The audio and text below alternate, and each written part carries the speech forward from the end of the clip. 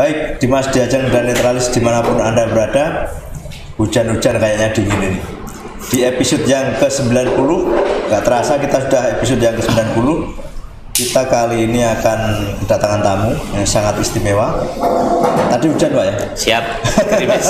Sebelumnya sudah deres. Iya, seperti gak gergesi. Baik, di podcast yang episode ke-90 ini saya perkenalkan, kita kedatangan tamu Pak Kades Nginu, Kepala Desa Nginu, namanya Pak Wawan Haryadi. Siap. Tapi sebelum kita lanjut, ini ada pantai api dulu Pak. Oke. Sudah tahu Pak ya? Belum. Baik, pantai api ini adalah pertanyaan. Oke. Ada dua pilihan, nanti dipilih salah satu. Jumlah soalnya ada 10. Siapa nggak? Siap. Oke, baik, saya bacakan. Yang pertama, desa atau kota? Desa. Ide atau kreatif? Ide. Ekonomi atau wisata? Wisata. Kolam atau sendang? Sendang. Jalan atau saluran? Jalan. Aksi atau reaksi? Aksi. Cepat atau tanggap? Tanggap. Usaha atau berusaha? Berusaha. Membangun atau menata? Membangun. Yang terakhir, sistem atau layanan? Layanan. Wah, padahal orang tak bocori. Tapi asik. Baik, kita kali ini akan membahas tentang wisata, tentang perekonomian, tentang desa. Ya, desa, apapun lah. Jadi Pak Kades sudah berapa periode? Ini alhamdulillah sudah masuk ke periode kedua. Periode pertama 2014 sampai 2019, periode kedua 2019 sampai 2022, masih tersisa 4 tahun lagi. Berarti Sendang Asmoro itu di periode pertama, Pak? Periode pertama. Periode pertama. Di tahun 2017 itu diresmikan, ongoing tahun 2018. 2018 baru mulai ini, ya. Mulai tancap gas. Itu kerjasamanya dengan siapa saja Pak? Kalau di awal ini kan sebetulnya proyek nekat nih, kata jenengan lah. Tadi cerita ini. Ya. Jadi kita mirip-mirip satu nasib lah. Jadi gini, dengan kenekatannya kami di Sendang Asmoro juga punya kenekatan. Jadi modal bismillah, modal nekat, modal mimpi besar. Bonek. Kami sepakat. Jadi bondo nekat, tidak punya apa-apa, belum punya apa-apa. Tapi kita sudah meniatkan diri, kita punya potensi yang begitu luar biasa. Betul. Kita niatkan untuk kemaslahatan warga Nginu semuanya. Belum punya apa-apa.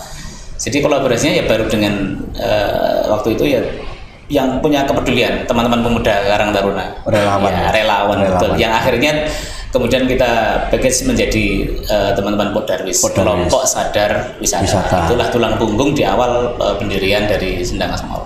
Ketuanya siapa Pak? Ketuanya Mas Hartomo.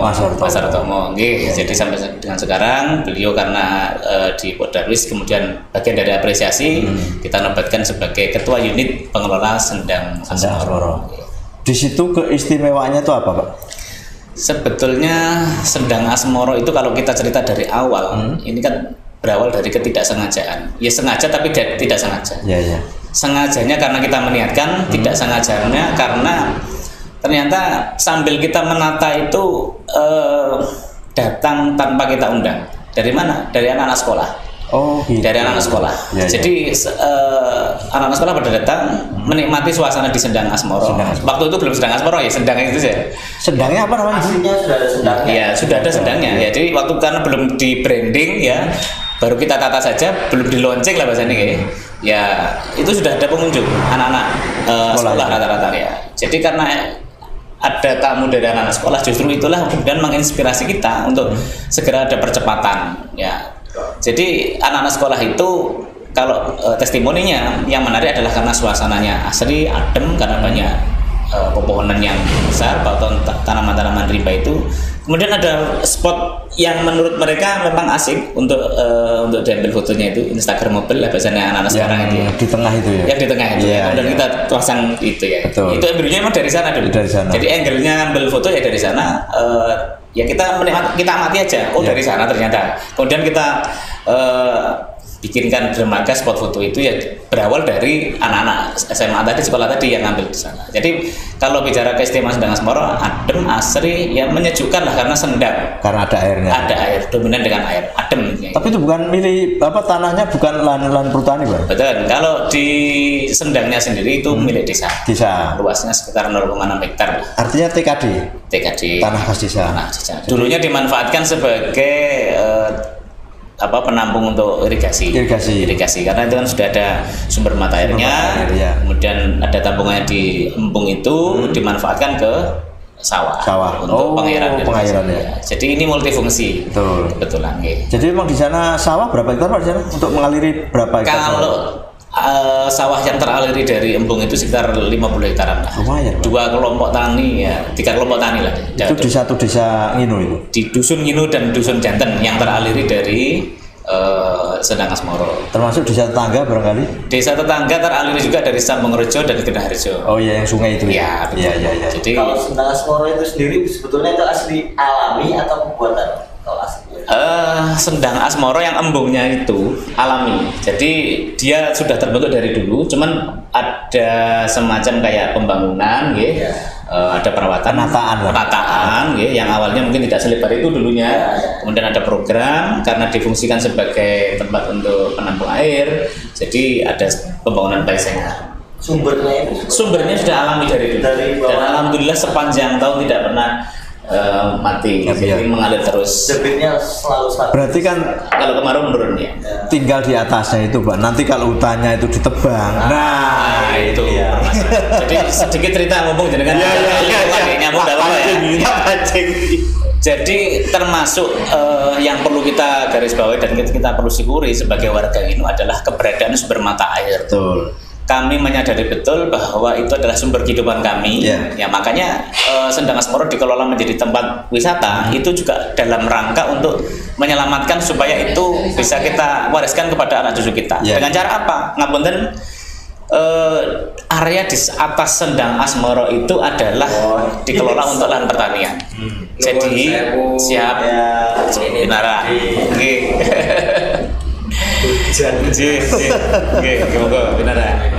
Jadi kembali lagi ke topik tadi, kawasan di atas Sendang Asmoro itu adalah catchment, area tangkapan, area untuk mendukung mata air yang di Sendang Asmoro. Kalau itu kita rawat, kita tidak lestarikan, dan kita cenderung mengabaikan karena alasan ekonomi, makanya tadi wisata ekonomi, nah itu wisata. Karena wisata adalah jalan menuju ekonomi, jalan menuju kelestarian, jalan menuju kelangsungan, menuju warisan untuk anak cucu kita. Sehingga itu pilihan kita adalah wisata. Supaya apa? Masyarakat sadar betul dengan berwisata kita kelola dengan sangat bijaksana, kita menerima manfaatnya. Hutan di area atasnya itu, ketangkapannya itu kita jaga untuk anak cucu kita. Itu yang paling utama sebenarnya. Berarti sawah di sana bukan tanda hujan, kan?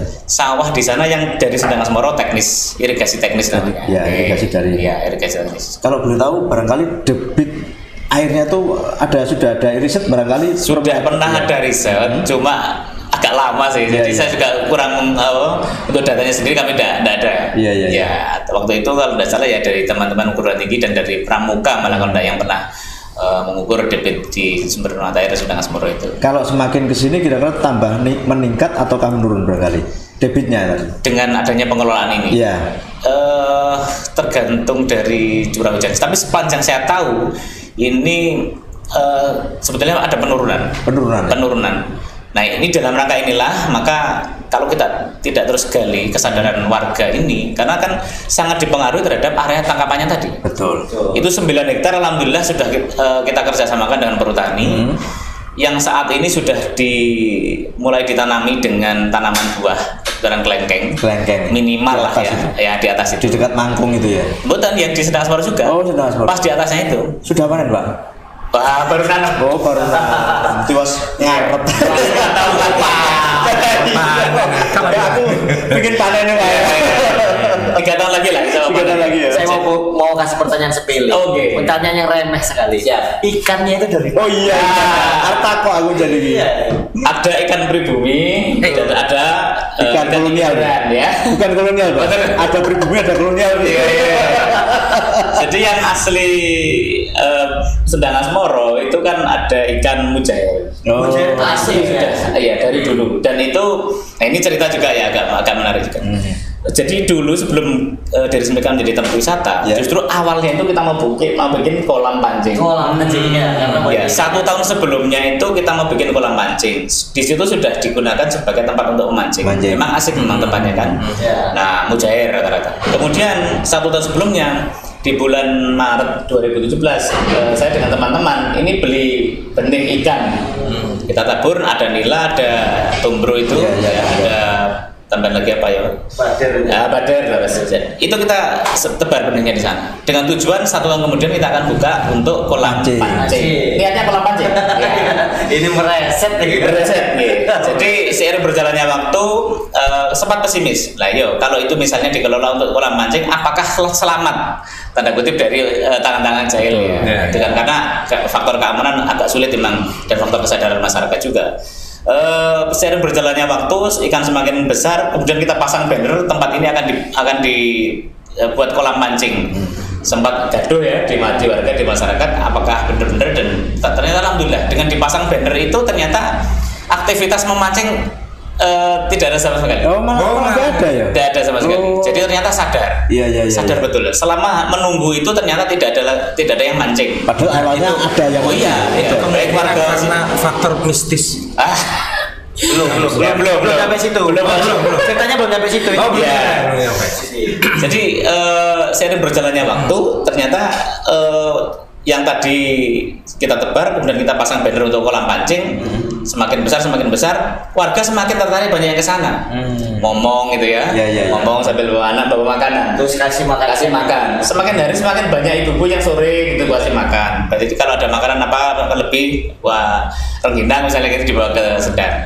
Gitu ya. Semakin lama semakin banyak ibu-ibu, ternyata idenya dari ibu-ibu, Pak iki eman gini sampai dipancingi. Begitu. Justru ibu malah begitu. Makasih ibu-ibu. Responnya begitu.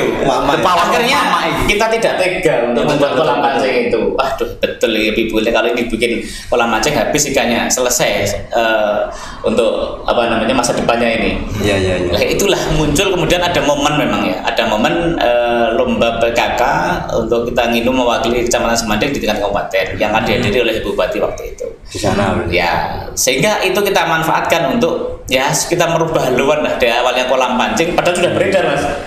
Sudah beredar kabar bahwa akan dibuka untuk kolam pancing. Sudah menunggu momen itu. Waduh, ini mancing bareng Sendang Asmoro di Sendang ini. Lah akhirnya bergeser berubah haluan menjadi kita ingin menjadi tempat wisata. Jadi awalnya dari situ. Berarti kalau boleh saya simpulkan, ini kebiasaan dari mama. Pribon. Mama itu kan suka ngepot. Iya. Ini tadi idenya ngepot akhirnya. Nah ini. Mama ngepot sama mama.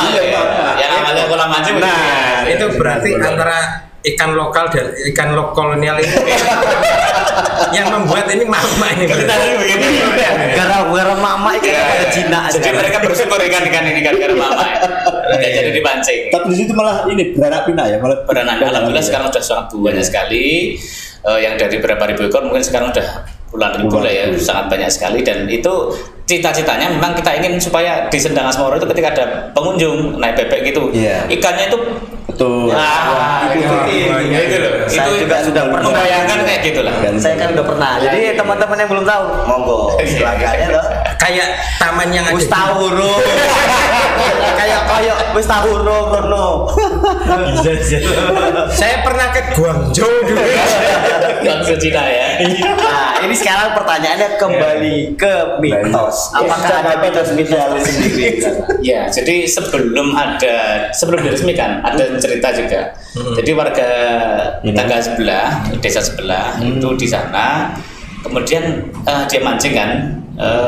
Ternyata setelah ikannya besar kebetulan waktu itu, bukan ikan yang menjadi ternyata ikannya besar dan tidak dibawa pulang. Nah ini ternyata setelah berapa hari kemudian kok dibayang-bayangi dengan rasa takut seperti itu. Nah akhirnya ikannya dikembalikan. Oh bukan ikan, ngapunten. Apa Kura-kura. Oh, bulus ya. Ya, kura-kura. Ada kura-kura juga? Ada, kura-kuranya Sampai bisa. sekarang? Masih ada. Alhamdulillah. Ada. Semoga Bisa terus dimunculkan Pak nanti. Bisa. Bisa dimunculkan ya. Jadi Nah, sekali maksudnya- dia ngikut gitu. Nah, Dia- maksudnya nanti kapan-kapan kita ke sana bikin konten. Iya. Kayak Oh, di nggak Ngerong tahu. itu loh dipanggil-panggil. Iya.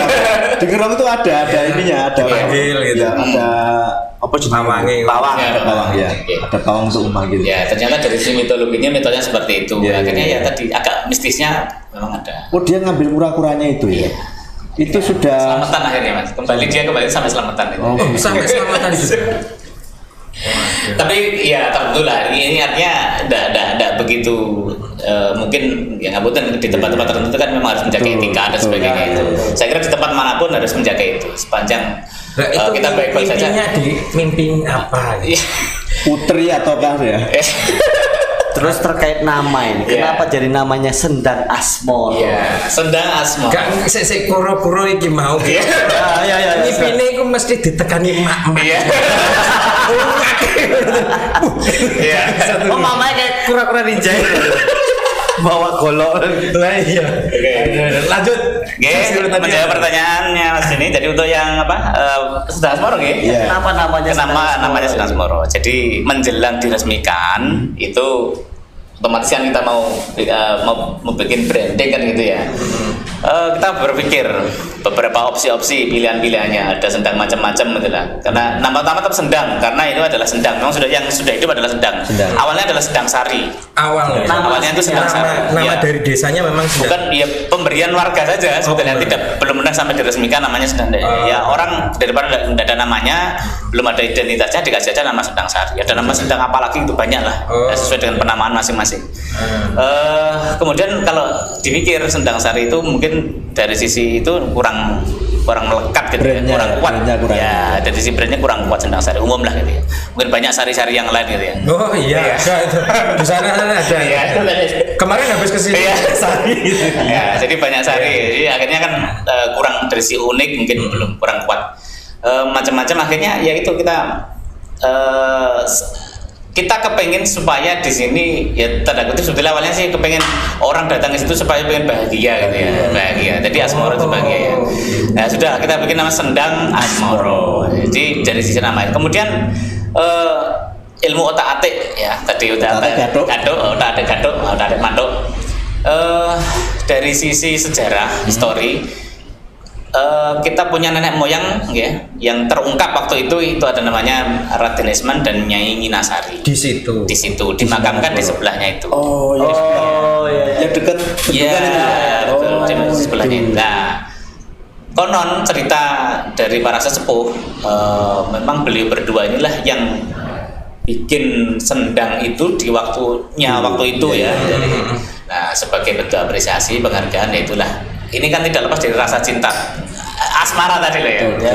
Jadi ungkapan itu sebagai bentuk apresiasi dan kita ingin ya, terus melestarikan kisah cintanya beliau itu suami istri atau suami istri. Suami istri. Saya yakin itu dulunya dia gagal bikin sumur. Saya yakin, tadinya yakin, sekarang gak yakin. Saya kira yang ngasih nama itu Asmara Cinta. belum lahir itu belum lahir. Oh, baru itu brand baru. Ini senang nih Mas Asmara ini. Artis itu Artis itu ya. Oke.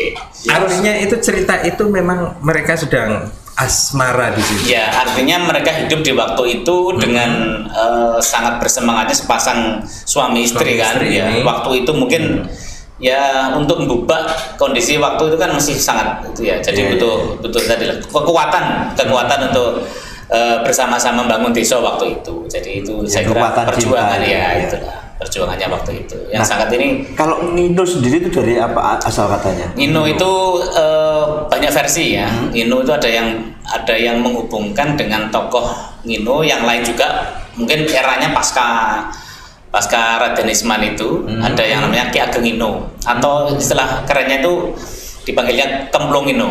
Jadi kalau pernah dengan Kemplung Nino. Iya, Kemplung ini. Nah, pernah dengar ya? Itu apa itu, Kemplung? Nah, Kemplung Nino itu kan seorang tokoh. Dia tokoh atau Ki Ageng juga ada yang manggil juga Ki Ageng. Kemplung Nino itu tokoh di zaman Majapahit, dia punya cerita versi cerita rakyat begitu, semacam dia punya keberuntungan kayak Abu Nawas gitu, omongannya itu mandi, tapi keberuntungan sebetulnya.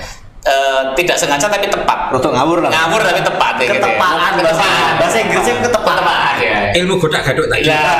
Jadi waktu itu dia didangu oleh pejabat Majapahit gitu. Setiap kali ditanya, jawabannya sering ngawur, tapi kok pas gitu. Jadi dia terkenal sebagai Kemplung gitu. Kemplung gitu lah ya. Kemplung itu sebetulnya ngoten niku artinya gitu. Kemplung itu gua kemplung itu kan ya. Oke. Diambil dari nama Kemplung itu. Nama tokoh tadi. Tokoh itu malah. Ada juga versi yang lain itu ngino itu berasal dari kata nginum. Nginum itu ngombe karena di situ sudah ada sumber mata air tadi. Kemudian pas waktu itu mungkin ada tamu, ada seorang musafir ya, pengembara datang ke Ngino sambil itu mungkin dia sambil rencana zaman disogok-sogok jadi disong Ngino. Dari nginum. Terus ada juga yang versi yang lain Ngino itu sungai, maknanya sungai, katanya begitu. Tidak tahu dari mana itu. Ngino itu katanya sungai. Nah, kalau dihubungkan dengan sumber yang di Sedang Asmoro, itu memang dia kan di kayak di Beti, kayak di Ngerong dengan sungai bawah gua gitu. Kayak gitu.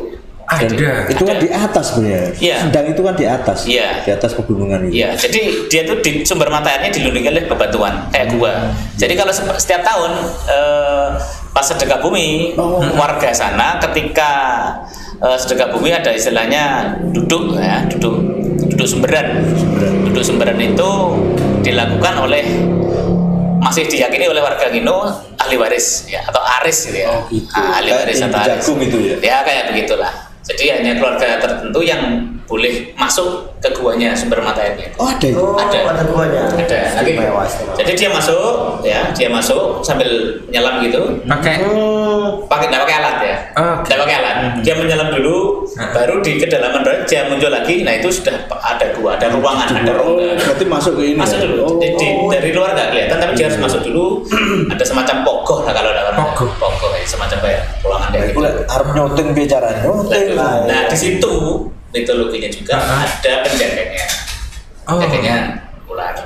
Ada ularnya. Iya, dia menempati di pogoh tadi. Bukan ular yang di akuarium ini kan ada dua. Oh betul. Di sana kan ada loh sebelah sana. Terus di sumberan di bawah itu. Dia masuk, ya. Kemudian dia ada ruangan ya. Ada seginilah ya. Iya. Nah itu yang bisa masuk hanya hari waris. Berapa meter masuk? Kalau sekitar 5 meteran lah. Setelah Megap. Jadi di dalam ya gelap, jadi ada bawah senter aja. Tidak pakai alat bantu untuk pernapasan. Nah, kapan kira-kira itu? Sedekah bumi kalau tahun ini bulan 6. Bulan Juni. Ya. Nanti kabari Pak. Siap. Kita ke sana. Itu seorang marinir ya harus. Itu terlatih. Udah itu ya. Tanpa alat loh itu. Lagi. Ini saya kembalikan lagi ke aspek wisatanya. Kita ngobrol wisatanya. Di Sendang Asmoro ini kan selama pandemi ini kemarin kan sangat mengguncang ya. Sangat. Semua tempat wisata terpengaruh. Kalau Sendang Asmoro sendiri kondisinya seperti apa waktu kemarin ini?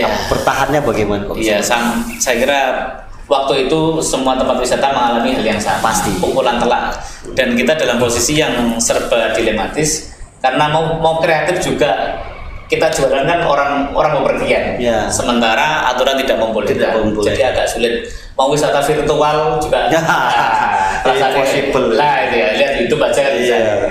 Jadi wisata mata saja. Jadi waktu itu hampir setahun lebih itu kita ya sama lah, kita vakum, kita mengikuti aturan pemerintah. Ketika ada aturan untuk libur ya kita libur, jadi otomatis kita bertahan dengan sisa cadangan devisa. Sisa sedikit tabungan ya. Terus kita ambil kebijakan begini. Kalau kunjungan otomatis tutup total. Dengan karyawan kita ambil kebijakan pakai kebijakan piket. Apa memang kebijakan? Ada piket giliran gitu ya. Kita karyawannya kan ada 9 atau 10 orang karyawan. Jadi waktu itu ya kita gilir 2 orang. Yang penting ada pemasukan untuk itulah. kayak gitu. Dengan berbekal tadi sisa cadangan dompet, ya. Tapi itu pada akhirnya tetap nggak mampu karena sangat lama itu nggak mampu. Ya akhirnya ya tutup total dan 2 tahun. ya dengan kesadaran dari teman-teman pengelola yang modalis tadi tetap merawat sepanjang masa liburan supaya paling tidak kotor. Ketika kita sudah mulai lagi tidak terlalu berat lah. Semacam itu cara kita bertahan waktu itu. Ya memang sangat terpukul sekali. Sama. Nah, itu di sana ikonnya apa, Pak? Sama. Sebentar. Iya. Sama. Ini juga dia mau bertahan. Iya. Oh, ini lewat. Lewat. Ya, Dimas Diajeng dan Netralis selalu kita setiap hari Senin dan Jumat pukul 20 menemani Dimas Diajeng dan Netralis melalui Facebook Live di Podcast Cedek Geni. Namun Podcast Cedek Geni itu semuanya ada di rumah gitu ya, namanya Netra Channel ya, dimana di Netra Channel kita ada breaking news, kemudian podcast Cedek Geni juga ada kuliner desa, ada Netra Misteri, Netra Sport News, Omah Tuban, Netra Data, dan juga nantikan kita besok edisi spesial di Netra Begandring. Oke. Ya, begitu. Nah, untuk program-program dari podcast kita di Netra Channel tentunya didukung oleh berbagai macam sport ini ya, yang mendukung program kita. Yang pertama dari Tuban Agung Makmur Group, yaitu menerima jasa konstruksi, renovasi rumah, perkantoran, dan lain-lain, serta desain interior dan eksterior, bergerak di bidang perumahan tentunya ya, bidangnya perumahan. Itu properti ya. Oke. Ya, kemudian ada Solaris Survey Center Indonesia, survei ekonomi, politik, dan lain sebagainya. Dan Dia sini di survei. ayo, kapan bupati nih? Gitu ya. Gitu ya. Oke. Ada loh bupati. Ya, terus kemudian ada Tanah Zawi yang saat ini masih dalam proses renovasi, yaitu kebun durian, kolam renang, rumah makan, outbound, penginapan, dan lain-lain, yang mana nantinya bulan April Ya, tanggal 15 April. Tanggal 15 April insya Allah Tanah Zawi akan buka kembali dan menemani kita. Ada sesuatu yang baru pasti ya. Iya, agro edu wisata kita. Nah, kemudian ada juga perumahan Gria Asri Bogoran. Nah, di mana ini teman-teman kalau mau nyari rumah, lokasinya ada di Jalan Bogoran 1 RT 6 RW 18 Menambangan, Semanding, Tuban, dengan berbagai macam tipe. Ada tipe 45 dengan luas tanah 70 meter persegi dengan spesifikasi 2 kamar tidur. Nah, ini biasanya sing arepe pisan. Bisa ranjang gitu ya. Iya. Terus kemudian pondasi. Iya, ada pondasi umpaks, terus dinding batu putih RPDAM, listrik dengan 1300 volt ampere, jalan paving, keramiknya granit, dan legalitasnya SHM. Harga mulai dari 270 juta dengan pembayaran cash in-house serta kredit bank. Dan juga ada nih satu yang ada di sana. Oh iya. Kasta Cafe. Pengen kita ngobrol rapat lagi berduaan atau dengan keluarga, pengen tempat yang cozy istilahnya, nyaman, hanya ada di Kasta Cafe. Nah, itu Kasta Cafe. Ya. Itu yang lewat sudah? Iya. Iki jane ki ora bagian untuk ini. Yang lewat bikin bertahan. Salahnya lewat. Iya. Dapat punishment tadi itu, punishment lah. Itu. Kita lanjut menuju ke podcast kita bersama dengan Kang Mas dari Ngino Kemplung. Nah, ini pagi. Siap. Ada yang komen ini di live-nya. Siapa Kak? Dulu sering diambil batunya untuk ungkal atau pengasah air. Pisau. Iya, pisau. Ya. Wah, iki. Terus, Di situ juga Ini batu apa ini? namanya batu ungkal. Ya di situ Ya, ngambilnya. jadi di Ngino itu di sebelahnya Sedang Semboro, ya, Ya. agak ke selatan sedikit. Oh, gitu. Itu ada kawasan namanya di kawasan Brutani, kawasan namanya Ngungkal. Ngungkal. Itu sebelah mananya? Kalau dari Sedang Semboro ke selatan, jadi Ke yang selatan. nggak sampai perempatan itu loh. Oh iya. Yang kanan jalan. Dekat ini ya, apa namanya? Yang ayam-ayam itu ya? Ya, Kandang sebelumnya ayam. Sebelum ayam. Itu namanya ngungkal. Kalau orang ini nyebutnya ngungkal. Nah, Ngungkal. berasal dari kata ungkal. Iya. Kenapa? Karena di situ banyak terdapat batu-batu ungkal. Batu ungkal itu dia punya spesifikasi, jadi tidak terlalu keras, ya, dia lempeng-lempeng, ya berbentuk lempengan-lempengan Kayak andesit gitu ya. Ya. Itu batu atau apa, Pak? Batu. Nggak terlalu keras. Iya. Iya. Jadi kalau dia dibikin asahan bagus. Makanya terkenal namanya ngungkal. Jadi tidak semua batu bisa dibikin ungkal atau asahan. Makanya orang Batunya ambil warnanya apa, Pak? agak kekuningan gitu. Agak kuningan gitu ya. Nah, ini pertanyaannya tadi masih nggak itu diambil? Masih diambil. Kalau sekarang karena sudah tergerus dengan zaman, jadi kan sudah ada yang buatan pabrik. Ya, Jadi, beli aja beli udah. aja. Itu. Beli ya. Nah, biasanya yang Tapi ambil ungkal di situ tuh orang-orang yang apa namanya, orang-orang yang ngelakoni atau orang-orang biasa gitu. Ya, kalau dulu itu ya orang-orang biasa kebutuhan sehari-hari lah ya. Cuman ungkal itu di sisi lain dia punya fungsi khusus. Apa itu? Ungkal yang dari batu. Ini rahasia kayak. Iya. Rahasia apa? Dibocorkan. Iya, rahasia yang dibocorkan. Iya. Jadi ungkal itu difungsikan untuk nambah hujan. Nambah hujan. Iya. Caranya bagaimana? Ini akhirnya ini pasti dimarahin nih. Itu kali itu dukui kabar. Jadi ungkal itu oleh para penambah hujan dipakai untuk menambah hujan dengan cara apa? Dicuri. Nah, ungkalnya dicuri. Memang syaratnya harus dicuri. Oh, memang kalau izin nggak bisa, nggak mandi ya. Oh, nggak mandi.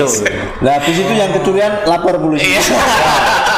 Nah, karena sudah sama-sama tahu adat itu, tradisi itu, paling orang kita nambah hujan. Jadi yang kehilangan ya sudah tahu kalau itu. Nanti kalau dia butuh lagi dicuri lagi. Sering. Jadi curi-curian. Iya.